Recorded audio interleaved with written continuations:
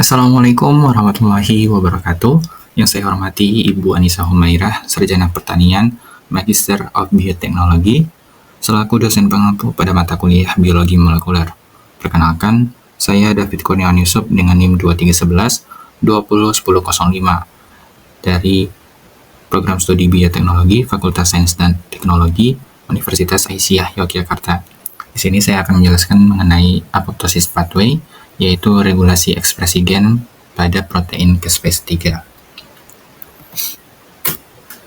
Apa itu apoptosis? Kata apoptosis berasal dari bahasa Yunani yang berarti gugurnya kelopak bunga atau daun dari pohon. Istilah ini pertama kali dikenalkan oleh Kerr, Wiley, dan Curie pada tahun 1972 untuk menggambarkan kematian sel yang terprogram atau lebih dikenal dengan Programmed Cell Death atau PCD. Apoptosis atau disebut juga kematian sel terprogram adalah proses fundamental yang diperlukan untuk homeostasis morfogenetik selama perkembangan awal dalam kondisi patofisiologis pada setiap tahap kehidupan suatu individu. Secara singkat, apoptosis merupakan suatu jalur kematian dengan cara mengaktifkan enzim yang dapat merusak sel. Jadi, apoptosis ini adalah jalur untuk mematikan sel secara terprogram, karena apoptosis memiliki jalur kematiannya sendiri. Apoptosis diawali dengan adanya stimulus-stimulus yang bersifat patologis ataupun yang bersifat fisiologis. Untuk stimulus patologis, contohnya seperti terjadinya infeksi pada suatu sel, kemudian sel yang terkena radiasi atau terkena bahan-bahan kimia dapat mengakibatkan terjadinya mutasi DNA, dan mutasi DNA ini dapat menstimulasi terjadinya apoptosis. Sedangkan untuk stimulus fisiologis, contohnya seperti terjadinya pelepasan sel-sel endometrium, apoptosis dan diatur oleh gen-gen yang mengkode pelepasan enzim-enzim yang nantinya akan merusak sel, sehingga sel-sel nanti akan terfragmentasi dan akan keluar dari membran plasma, kemudian nanti akan difagosit oleh makrofag. Nah, di sini terdapat penyebab terjadinya apoptosis. Yang pertama ada faktor patologis yang berfungsi untuk mengeliminasi sel yang telah mengalami gangguan genetik atau kerusakan yang irreversibel, sehingga membatasi kerusakan jaringan. Contohnya adalah yang pertama, kerusakan DNA, kedua, akumulasi dari protein salah bentuk, dan yang terakhir, jejak sel pada beberapa infeksi. Kemudian, kedua, faktor fisiologis yang berfungsi untuk menghilangkan sel tidak diperlukan lagi sehingga jumlah sel tetap di berbagai jaringannya. Contohnya adalah yang pertama, adanya destruksi sel terprogram saat embryogenesis. Jadi, pada saat embryogenesis, itu akan terjadi pembelahan sel yang sangat masif. Kemudian terjadi diferensi sel-sel yang menjadi organ-organ. Hal ini dikendalikan oleh apoptosis, dan jika terjadi kecacatan, hal ini menandakan bahwa apoptosis tidak berjalan dengan baik. Kemudian yang kedua, eliminasi sel yang telah selesai melakukan tugasnya. Yang ketiga, eliminasi limfosit reaktif yang berpotensi merugikan diri. Kemudian yang keempat, kematian sel oleh limfosit T sitotoksik. Nah, di sini terdapat dua jalur apoptosis pathway, yaitu yang pertama ada jalur intrinsik dan jalur ekstrinsik. Untuk jalur intrinsik atau dikenal juga sebagai jalur mitokondria, yaitu dimulai ketika cedera terjadi di dalam sel dan stres yang dihasilkan mengaktifkan mekanisme apoptosis. Kedua, ada jalur ekstrinsik, di mana jalur ini dimulai di luar sel dan terjadi ketika kondisi di lingkungan ekstraseluler seperti ligan yang menentukan bahwa sel harus mengalami kematian. Jalur intrinsik dipicu oleh sinyal internal dalam sel, seperti stres oksidatif, kerusakan DNA, atau kekurangan faktor pertumbuhan. Proses ini dimulai dengan mitokondria yang melepaskan protein pro-apoptosis seperti sitokrom C, yang kemudian mengaktifkan caspase atau enzim yang berperan dalam memecah komponen seluler. Akibatnya, terjadi perubahan morfologi, termasuk pemecahan DNA dan pembentukan tubuh apoptotik, yang akhirnya akan difagositosis oleh sel-sel imun. Di sisi lain, jalur ekstrinsik dipicu oleh sinyal dari luar sel, biasanya melalui interaksi antara ligan dan reseptor pada permukaan sel. Contohnya ketika fas ligan mengikat reseptor fas. Ini mengaktifkan jalur transduksi sinyal yang juga mengarah pada aktivasi caspase melalui pembentukan kompleks yang disebut Death Inducing Signaling Complex atau DISC. Baik, di sini saya akan lebih fokus pada jalur ekstrinsik. Jalur ekstrinsik dimulai dengan ligan kematian ekstraseluler yang mengikat reseptor kematian spesifik pada permukaan sel. Pengikatan ligand seperti faktor nekrosis tumor atau TNF dan ligand FAS L ke reseptornya masing-masing memicu terjadinya aktivasi reseptor kematian. Aktivasi reseptor kematian adalah proses kunci dalam inisiasi apoptosis atau kematian sel terprogram. Reseptor kematian adalah kelas reseptor permukaan sel yang mencakup reseptor TNF1 atau TNFR1 dan FAS CD95. Ketika suatu ligand seperti faktor nekrosis tumor atau TNF atau ligand FAS atau FAS L berikatan dengan reseptor kematian pada permukaan sel, ia menginduksi trimerisasi reseptor kematian. Trimerisasi reseptor kematian memungkinkan perekrutan protein adaptor ke sisi intraseluler reseptor. Dua protein adaptor penting yang terlibat dalam persinyalan reseptor kematian adalah domain kematian terkait FAS atau FADD dan domain kematian terkait reseptor TNF atau TRADD. FADD mengandung domain kematian yang berinteraksi dengan domain kematian reseptor kematian. TRADD juga mengandung domain kematian dan dapat dikaitkan dengan reseptor kematian TNF melalui domain ini. Interaksi antara protein adaptor dan reseptor kematian ini penting untuk mengirimkan sinyal apoptosis.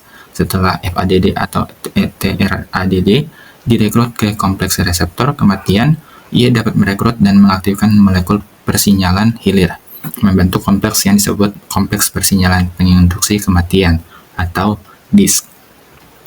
Aktivasi DISC mengarah pada aktivasi caspase yang merupakan enzim yang memainkan peran sentral dalam pelaksanaan apoptosis. Selanjutnya terjadinya aktivasi caspase 8. Penempelan FADD pada reseptor kematian merekrut procaspase 8 yang mengakibatkan aktivasinya dan pembentukan kompleks persinyalan pemicu kematian atau DISC. Sebagai alternatif, TRADD dapat merekrut protein kinase 1 yang berinteraksi dengan reseptor atau RIPK1 yang mengarah pada pembentukan kompleks riboptosom. Komunikasi silang antara RIPK1 dan TRADD diperlukan untuk transmisi sinyal TNF. Riboptosom adalah kompleks persinyalan yang berperan dalam nekroptosis. Ini mengaktifkan caspase 8 yang umumnya terkait dengan apoptosis. Tetapi dalam pengaturan stimulasi riboptosom, ini membantu memfasilitasi jalur kematian sel yang menghubungkan jalur nekroptosis apoptosis. Caspase 8 yang diaktifkan kemudian secara langsung mengaktifkan caspase efektor hilir seperti caspase 3, 6, 7. Setelah itu akan masuk ke fase eksekusi yang merupakan langkah terakhir dari induksi apoptosis yang ditandai dengan penyusutan sel, kondensasi kromosom, fragmentasi DNA, dan blebbing membran sel. Caspase 3 merupakan komponen utama jalur eksekusi yang memecah inhibitor DNase, protein sitoskeleton, dan menyebabkan fragmentasi sel. Pembongkaran mikrotubulus merupakan peristiwa utama dalam jalur eksekusi yang terjadi melalui depolimerisasi filamen aktomiosin. Fase ini membantu menyebarkan fragmen sel, menjaga agar membran plasma tetap utuh untuk membungkus komponen toksik sel dan melindungi dari kejadian inflamasi. Terakhir, fagositosis membuang badan apoptosis untuk menghindari reaksi buruk yang mungkin terjadi melalui peradangan. Protein caspase. Caspase 3 atau CPP32 apopahin atau YAMA merupakan endoprotease anggota keluarga asparat spesifik cysteinyl protease, merupakan protein kecil yang terdiri dari dua subunit, yaitu 12 KDA dan 17 KDA dengan 3 dan 5 fungsi tiol. Masing-masing peran caspase 3 dalam apoptosis adalah untuk membelah dan mengaktifkan caspase 6, 7, dan 9 untuk memecah sel apoptosis sebelum dihilangkan. Setelah proses ini, protein caspase 3 dibelah dan dipecah oleh caspase 8 dan 10. Pembelahan dan aktivasi protein-protein ini secara berurutan sangat penting bagi tahap pelaksanaan kematian sel terprogram. Selanjutnya, peran caspase 3. Caspase 3 dikenal sebagai caspase eksekutor yang berperan penting dalam fase akhir dari proses apoptosis. Aktivasi caspase 3 terjadi setelah pengaktifan caspase inisiator seperti caspase 8 dan caspase 9, baik melalui jalur ekstrinsik yang dipicu oleh sinyal luar seperti dead ligands maupun jalur intrinsik yang melibatkan mitokondria. Ketika sel menerima sinyal apoptotik, procaspase 3 diubah menjadi bentuk aktifnya melalui pemotongan proteolitik yang menghilangkan domain amino terminal dan memungkinkan dimerisasi untuk membentuk enzim aktif. Setelah aktif, caspase 3 mulai memecah berbagai substrat protein dalam sel, termasuk protein struktural dan enzim penting yang menyebabkan perubahan morfologis yang khas dari apoptosis, seperti kondensasi kromatin dan fragmentasi DNA. Selanjutnya yaitu regulasi caspase, yang dimulai dari tahap transpirasi, inisiasi. Inisiasi transkripsi dimulai dengan pengenalan sekuens promoter oleh RNA polimerase 2 dan faktor transkripsi. Kompleks pre-inisiasi terbentuk, melibatkan beberapa faktor transkripsi seperti TFIID yang mengenali tata box di promoter. Setelah pengikatan faktor-faktor ini, RNA polimerase 2 diaktifkan melalui fosforilasi pada domain C terminal atau CTD untuk memulai sintesis RNA. Kemudian tahap elongasi yang terjadi saat RNA polimerase 2 bergerak sepanjang DNA, mensintesis RNA dengan menambahkan nukleotida satu persatu. Proses ini sangat efisien dan berlangsung hingga mencapai sinyal terminasi, yang menyebabkan polimerase melepaskan transkripsi RNA yang telah selesai, dan diakhiri dengan terminasi, di mana terjadi pembentukan struktur tertentu dalam RNA yang menyebabkan disosiasi RNA dari DNA, menyelesaikan proses transkripsi. Setelah transkripsi, RNA yang dihasilkan mengalami pengolahan untuk menjadi mRNA matang.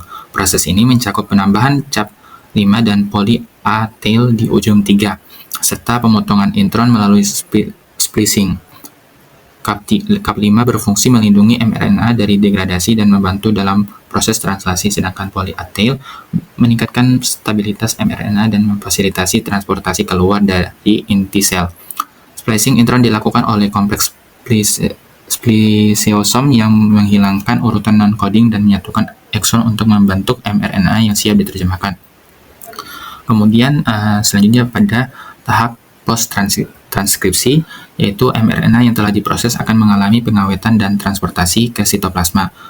Stabilitas mRNA dipengaruhi oleh elemen-elemen di dalamnya seperti sekuens UTR atau untranslated regions di kedua ujung mRNA yang berperan dalam regulasi degradasi dan translasi.